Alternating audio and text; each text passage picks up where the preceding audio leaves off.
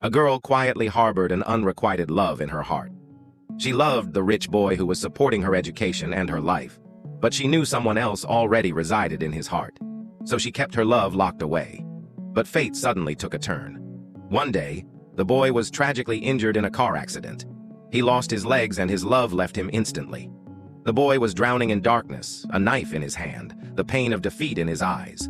Then the girl stepped forward. She held his hand, snatched the knife, and for the first time, held him with her heart.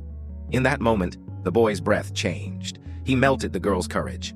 For 3 years, he helped her recover with his care, prayers, and patience. Friends said, "The marriage is now confirmed." But the boy simply said, "She's like my sister." Something in the girl's heart broke. Still, he wore a smile and handed her a small gift. Just then, her old love returned. Friends laughed at her. The girl remained silent and quietly started to leave. But fate took another turn. The boy stopped her, made her sit next to him, and ignored the one she had cherished for 3 years.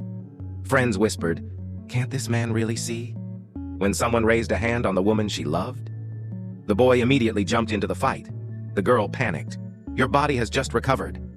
But at that very moment, the boy pushed her hard.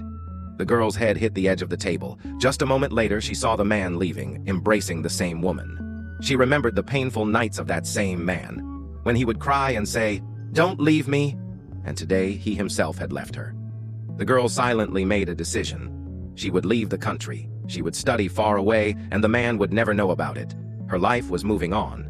The boy was still unaware, still dependent on her. One day he had a stomachache.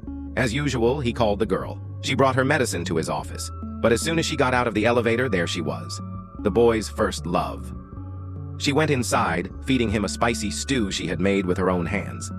The girl gently reminded him, "You can't eat spices," but to please the woman, the boy forcibly ate another one. The pain was evident on his face, but he kept smiling.